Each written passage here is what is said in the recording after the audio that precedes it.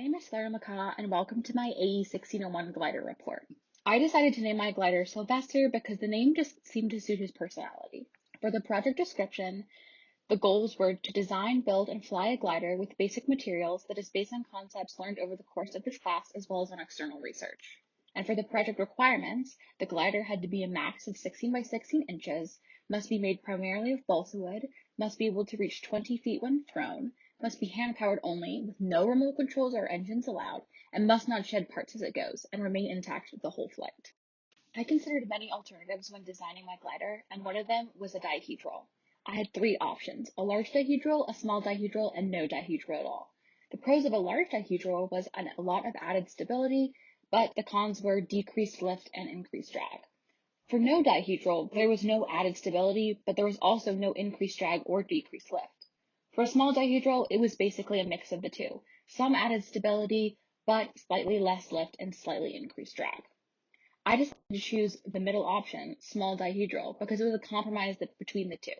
I also had to choose my adhesives. I considered three options here as well: a hot glue gun, tape, and super glue. For hot glue, it's really easy to use and remove if necessary, but the cons were it might not stick to all the surfaces I'm using and it adds a lot of weight. For the second option, tape, it's really easy to use and remove and not super messy, but the cons were it can lose stickiness and it's kind of clunky. For the third option, super glue, the pros were it's very strong and lasts long, and the cons were it's messy and hard to use. I decided to go with both super glue and tape because there are areas where I needed the strength of the super glue, but also the removability of the tape. I also considered which materials to use for my glider. I knew the entire thing was going to be made out of balsa wood for the most part, but I had to consider what I was going to make the airfoil cover out of. I considered paper, tape, and plastic wrap. For paper, the pros were it's readily available, but the cons were it would be hard to get into the correct shape and it might not stay there. And for tape, the pros were there are many types and it's very sticky and I can cut it into the right shapes, but the cons were it's hard to get onto the frame and can lose shape easily or mess up. For the plastic wrap, the pros were I could use heat to adhere it and it will keep that shape, but the cons were it can be burned through really easily and you need a lot in order to get a desired result. I decided to go with the third option, plastic wrap, because getting the correct shape around my airfoil was critical for my design working, and that was the only material that offered that. Sizing was also something I had to think about. I knew I wanted a high aspect ratio in order to have the most lift and endurance, so I made the wingspan as large as possible, 16 inches.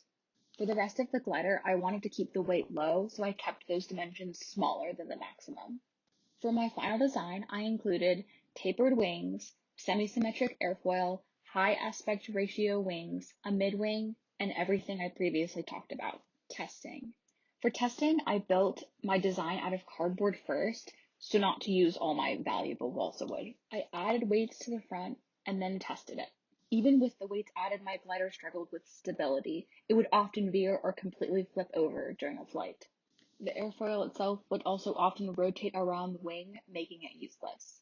I ended up having to use the tape to attach the Play-Doh as the weight at the front because it started to dry out. Post-testing, I began to evaluate my design. First of all, it remained intact through every flight, which I was very happy with. The distance, however, I was not so happy with.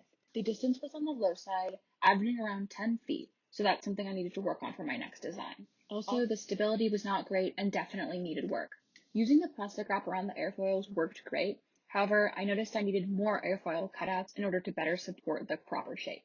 My other issues included the wings spinning, and that needed a solution as well.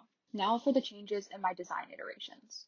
For my first round of changes, I started by changing it from a mid-wing to a high wing in order to offer more stability. I also increased the size of the horizontal stabilizers in order to increase stability as well. For the airfoil, I doubled the number of cutouts on each wing and added a second rod so as to totally prevent spinning. For a second round of changes, I added tape to the bottom of the wings to flatten them out and move some of the weights around as the Play-Doh had dried out even more.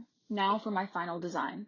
The key aspects of my final design were the semi-symmetric airfoil, the high wing placement, the plastic wrap airfoil covers with tape, large horizontal stabilizers, tapered wings, and a smaller dihedral. On the competition day, I was very nervous about how my glider would perform, but after only a few attempts, I was able to get my glider the full 20 feet. For finding the center of gravity, I balanced the glider on my fingertips as shown in this video, and found that it balanced perfectly when my fingers were right at the tip of the wings, which would be just slightly in front of the 1/4 chord. Because I did an airfoil design, my calculations were slightly different here.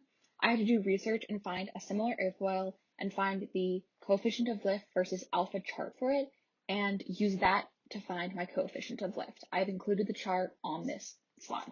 Looking at my video, my angle of attack was only around 5 degrees, which the chart shows to be 0.6 coefficient of lift. For coefficient of drag, I used the given equation and calculated my aspect ratio to be 8.25 and my E to be 0.95, giving a coefficient of drag of 0.02468. I found my design changes to be very successful, for afterwards my glider became much more stable and did near to no veering, the wings never spun again, and the glider reached 20 feet for the first time. My design and glider met every single requirement given, with photo and video evidence shown in this presentation.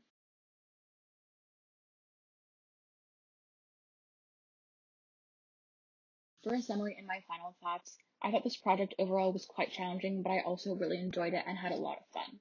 I struggled having a limited amount of balsa wood, but I also should have done more prototypes out of cardboard before I made the final balsa wood version. Making a successful airfoil was much harder than I anticipated, and I should have done more research going in.